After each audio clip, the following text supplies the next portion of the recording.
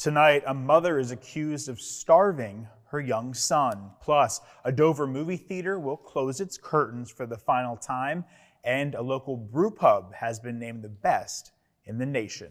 Those stories and much more tonight on DETV News.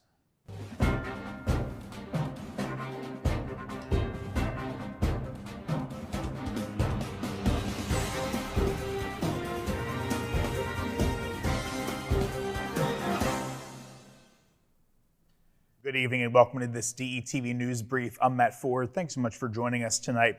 Making headlines today, a 30-year-old Ellesmere woman is behind bars as she's accused of starving her 4-year-old son to death.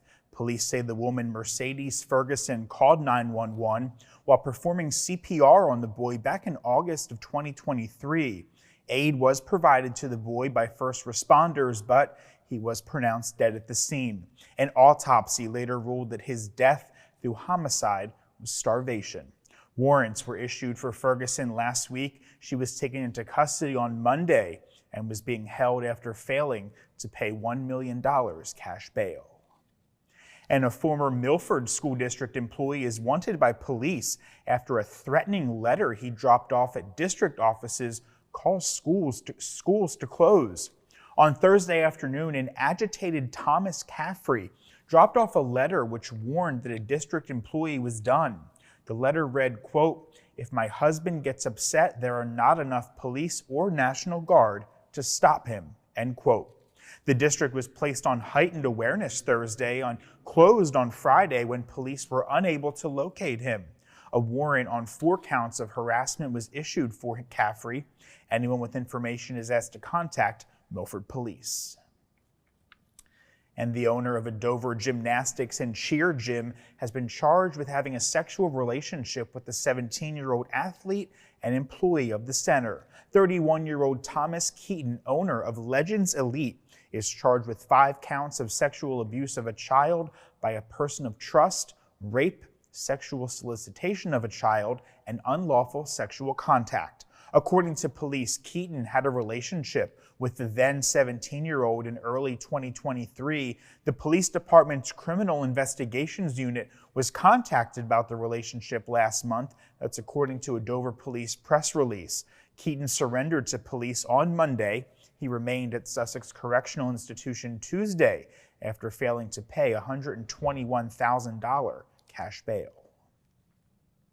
Turning to other news, a 66-year-old Pennsylvania man died Monday night after losing control of his SUV while driving around a curve near Middletown. According to police, the man, who has not yet been identified, was driving east on Boyd's Corner Road near Ratledge Road around 9 p.m. when he lost control of the car. Police say he crossed onto the west lane and hit a utility pole support wire.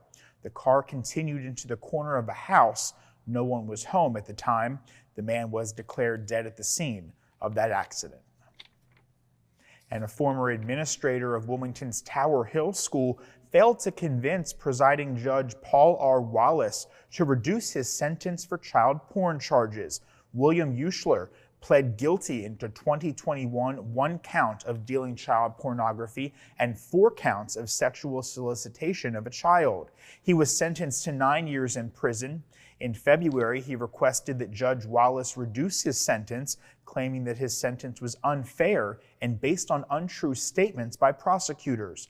Wallace's decision became public just last week. And a nationwide shutdown of cinemas by AMC and other companies will include the 14-screen AMC theater in the Dover Mall. It's set to cease operations on March 17th.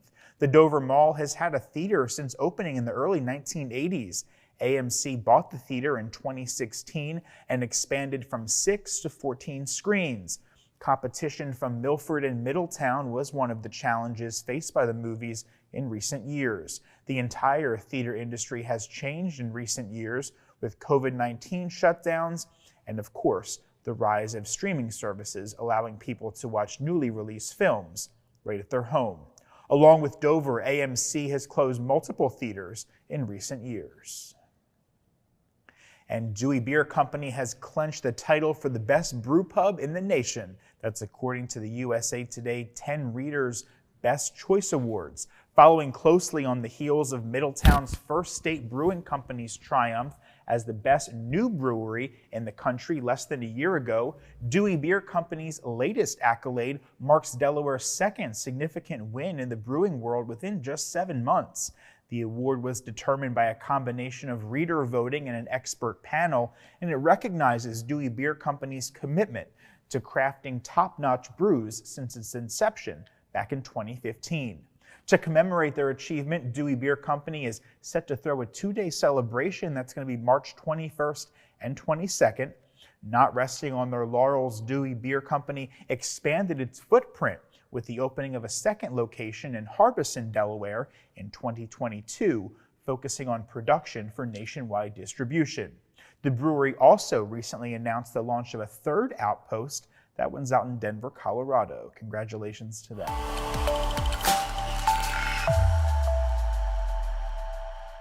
Here's what's making headlines across the first state. I'm Colin O'Meara, and I'm running for governor because while the challenges we face are on us, so are the solutions. And now there's three. Just months after forming an exploratory committee, former Delaware Natural Resources Secretary and current CEO of the National Wildlife Federation, Colin O'Meara, filed today to join the Democratic primary to become Delaware's next governor. Although O'Meara is the third candidate in the race for the nomination, he is the first to actually file. He pointed out that although Democrats control state government, too many kids live in poverty and about 75,000 children aren't reading at grade level. Lieutenant Governor Bethany Hall Long and Newcastle County Executive Matt Meyer have been campaigning for months for the Democratic nomination that will be up for grabs on the September 10th primary. And staying with politics now, Senator Sarah McBride and Eugene Young, both U.S. Congress candidates, will be in our studios tomorrow, Thursday, March 14th, to discuss key business issues right here on air. They offer voters insights into their vision for the state's future. You can find more information on the Delaware State Chamber of Commerce's website. Be sure to tune in tomorrow at 1 p.m. for that. And speaking of Eugene Young, as we told you just a few weeks ago, Young stepped down from his position as director of the State Housing Authority. Today, Governor John Carney issued a statement on the Senate's vote to confirm his nomination of Cynthia Carney to serve as the new director of the Delaware State Housing Authority. Carney's statement says in part, quote, "With her tenure and expertise with the Housing Authority, Cynthia is well positioned to lead the difficult but rewarding work of obtaining Delawareans safe and stable housing, creating affordable housing options, and strengthening neighborhoods. I appreciate her willingness to continue to serve in the first state," end quote. To other news now. The Appoquinimink School District is gearing up for a second referendum attempt. That's going to be April 23rd, after facing a setback last December when nearly half of the residents rejected a comprehensive three-part plan. The December plan, which included proposals for a school bus parking lot, 3 new schools, and raises for staff and teachers, fell short with a 47 to 49% vote. In response, the district says that they have made significant changes based on community feedback gathered through town hall meetings over the past 2 months. The revised plan sees a reduction of 4.1 cents for every $100 assessed value from the December proposal. This includes the removal of various components such as visual and performing arts equipment replacement, slower deployment of technology devices, and the elimination of plans for an upgraded bus lot. However, an $11 million operational request still remains, with $10 million earmarked for teacher salaries, currently the lowest among traditional public high schools in Newcastle County. Now, according to district estimates, the average homeowner with a $92,000 assessment could expect a $396 per year increase in their taxes if the referendum passes. Delaware school districts are currently at a 60% success rate this year with referendum attempts. Appoquinimink and Smyrna failed in their first attempts, while Brandywine, Red Clay, and Colonial were all successful in theirs. Cape Henlopen will hold their referendum vote on March 26th. And advocates for voting rights here in Delaware have launched a concerted effort to preserve and expand access to the ballot box. This following a recent ruling by a Superior Court judge that struck down permanent absentee voting and early voting. On Tuesday, the ACLU of Delaware, along with the League of Women Voters, announced a campaign in support of a constitutional amendment aimed at ensuring that options such as permanent absentee voting and early voting remain available to voters in perpetuity. According to the ACLU of Delaware, the restrictions imposed by the court ruling disproportionately affect voters from historically marginalized communities, military personnel stationed overseas, and individuals who may lack the time or resources to navigate complex voting systems. While one bill has been introduced to restore early voting, the path to safeguarding these voting rights permanently lies in passing a constitutional amendment, which would require approval in consecutive General Assemblies. And the case to block a Delaware ban of certain weapons such as AK-47s and AR-15s had its last step this week in the U.S. Court of Appeals for the Third Circuit with oral arguments. The Delaware State Sportsmen Association is claiming this ban violates the Second and 14th Amendments. If so, they then question if the district erred when refusing to grant a preliminary injunction. The bans against making, selling, buying, and owning certain high-capacity magazine weapons were signed into law in 2022 by Governor Carney. The suit was filed quickly after that. It is the latest in a series of legal moves dealing with gun restriction here in the first state. The decision in this case could be still months away. And a new bill was introduced Tuesday that aims to take a significant step towards enhanced government transparency and accountability. Senate Bill 21 would establish an Office of the Inspector General, a nonpartisan agency tasked with investigating allegations of misconduct. The office would be able to investigate waste, fraud, and abuse in the executive and legislative branches of state government.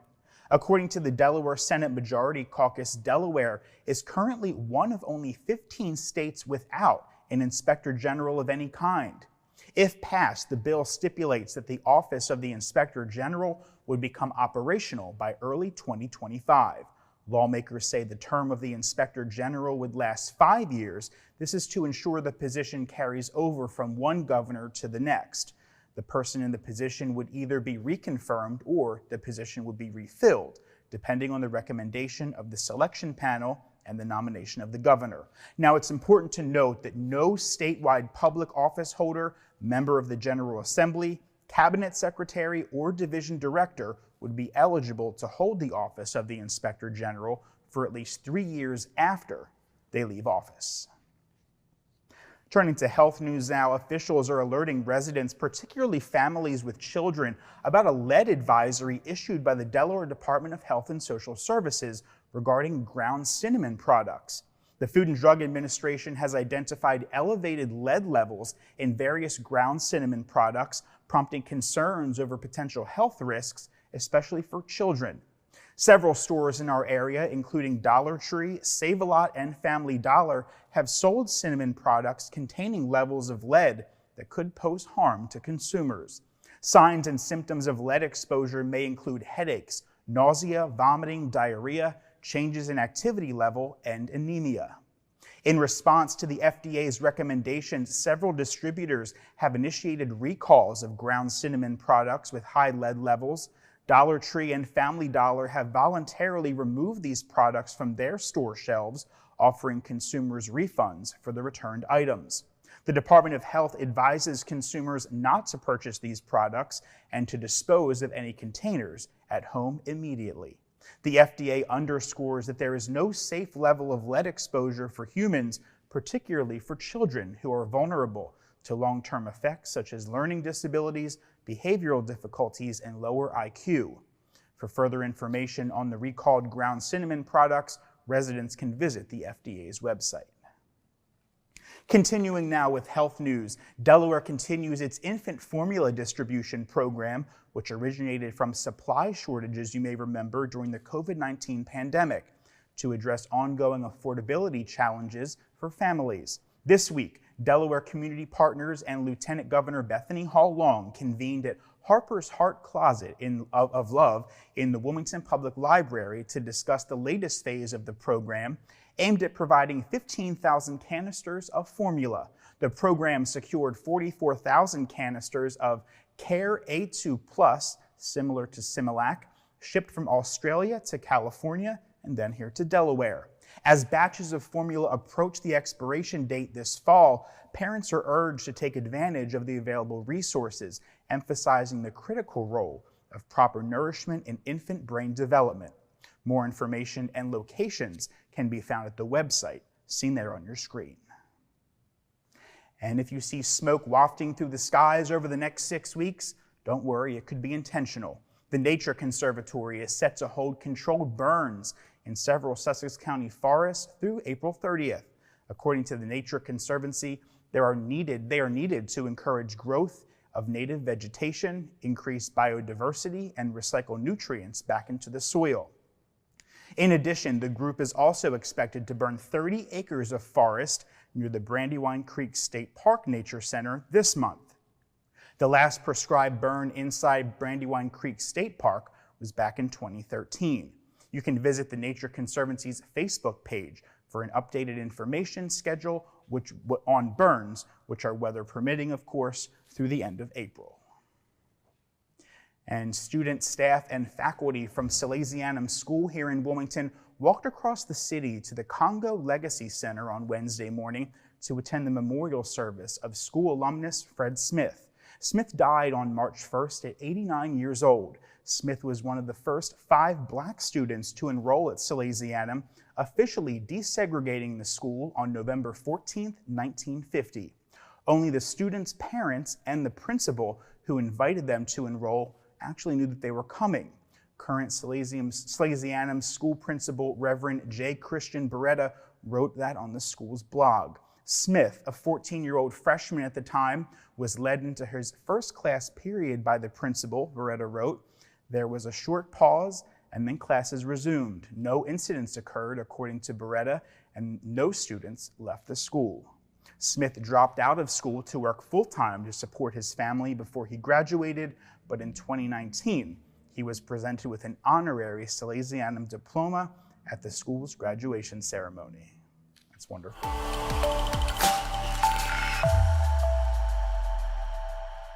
Making headlines today, the Delaware Department of Elections has canceled the upcoming presidential primary election that was scheduled for April 2nd.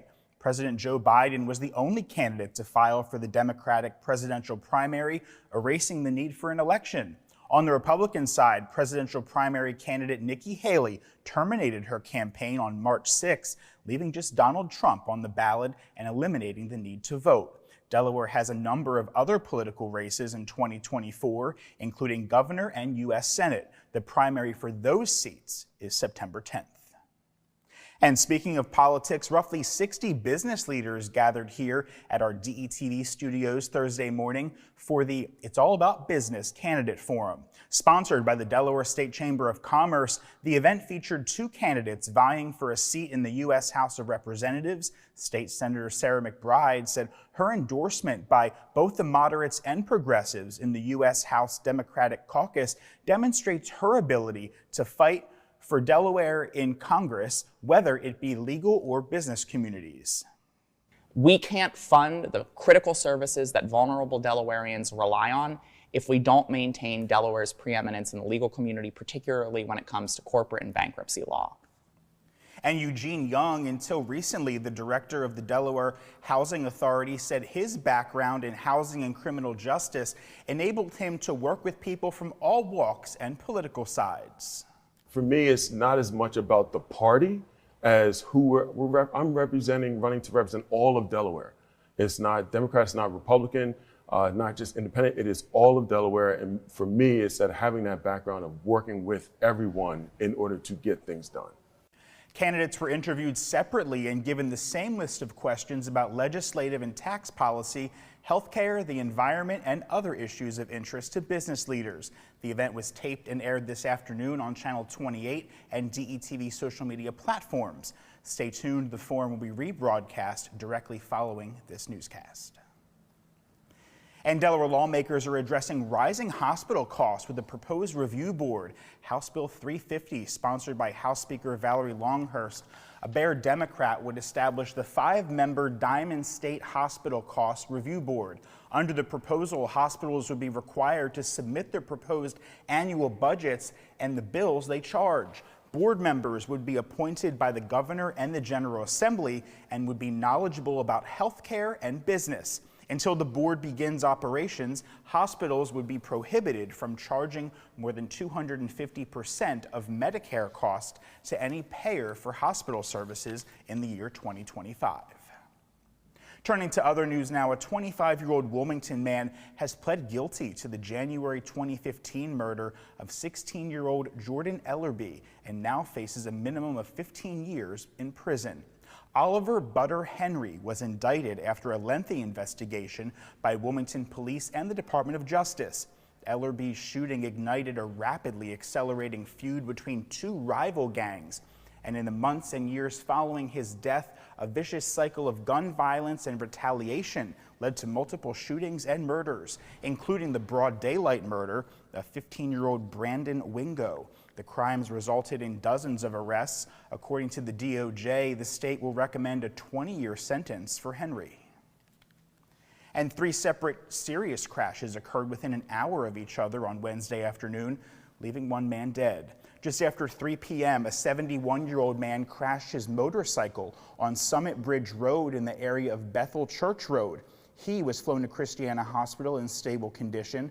Less than 1 hour later, a 24-year-old Claymont man died when his motorcycle hit the side of a horse trailer on Limestone Road at Terry Lane in Stanton. The third wreck happened just minutes later on Hamburg Road, west of River Road. A 70-year-old woman was trapped in the wreckage of her vehicle following a head-on crash. She was also flown to Christiana Hospital, and at last check, she was listed in critical condition. Delaware State Police are investigating all 3 of these accidents from today. To Sussex County now, where marijuana use is now legal in Delaware, it comes with public use restrictions and age limits. Users must be 21 years of age or older, and using marijuana in public places is prohibited. Now, the town of Dewey Beach is looking to make an ordinance to adjust its town code. The town is considering reducing a $200 fine for underage use to $100, aligning it more closely with state penalties. Dewey Beach enforces similar regulations for alcohol and marijuana use, requiring that both comply with the law and be conducted respectfully within the community. Town commissioners will further discuss this ordinance this Friday at 3 p.m. at its regularly scheduled meeting. Staying in Sussex County now, a $5,000 reward is being offered for information on the shooting death of Laurel High School student Kylie Robinson. Delaware Crime Stoppers is offering the cash for information that leads to an arrest in the October shooting. Investigators say 2 suspects shot 13-year-old Robinson and a 15-year-old on the porch of a home on West 7th Street in Laurel.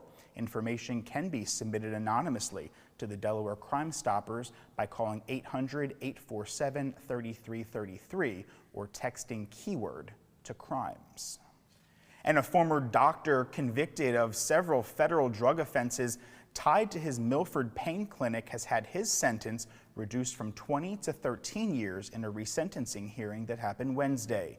In 2022, Patrick Titus was convicted of 13 crimes, including knowingly dispensing narcotics without a legitimate medical purpose. Titus successfully appealed the sentence, arguing that prosecutors used an unfair calculation of the drugs involved in his crimes. A federal appeals court in Philadelphia found that he was fairly convicted, but that the sentence may have been unfairly impacted by that calculation. And to Dover now, where police arrested a 57-year-old man, Ricardo Weatherspoon, on robbery charges Tuesday following a late-night incident outside Bailey's Hotel and Casino. Officers responded just before midnight for reports of a robbery at Knife Point. A woman called 911 to report she was sitting in her car when an unknown man entered through the unlocked door, displayed a knife, and demanded that she hand over her purse. The victim complied and the suspect ran away. A witness also called 911 and directed officers to Weatherspoon's location. That's according to police. He was apprehended and charged with first-degree robbery, possession of a deadly weapon during a commission of a felony, and possession of a deadly weapon by a person prohibited. He was taken to jail on a $42,000 cash bail. And a 24-year-old Elkton, Maryland woman was arrested by Dover police Wednesday for allegedly giving a firearm to a person prohibited from possessing a gun. Courtney Hughes was arrested after 19-year-old Khalil Smith was arrested with a 9mm handgun. The department's Drugs, Vice, and Organized Crime Unit collaborated with the Federal Bureau of Alcohol, Tobacco, and Firearms in an investigation into how Smith obtained the weapon. Investigators say Hughes brought the gun for Smith, making false statements to do so. She was released on an unsecured bond with several charges against her. And Delaware State Police are also investigating a robbery that happened Tuesday evening in Camden, during which 2 teens were robbed by a group of 5 male suspects. The incident happened on the 4000 block of South State Street just before 6 p.m. Police say the teens were walking when they were approached and attacked by the group. Both teens were injured during the attack and were taken to a nearby hospital for non-life-threatening injuries. The Troop 3 Criminal Investigations Unit is leading this investigation. Detectives are currently seeking any leads or information from the public. And Wilmington police have made an arrest in a shooting earlier this month. 22-year-old Sean Keys has been charged with the March 3rd shooting of a 27-year-old man on North Adams Street. 4 handguns were recovered during the arrest, said police. Keys was being held at Howard R. Young Correctional Institution on just over $160,000 bail. He is charged with assault, possession of a firearm during a commission of a felony, discharging a firearm on a city street, and possession of a firearm by a person prohibited.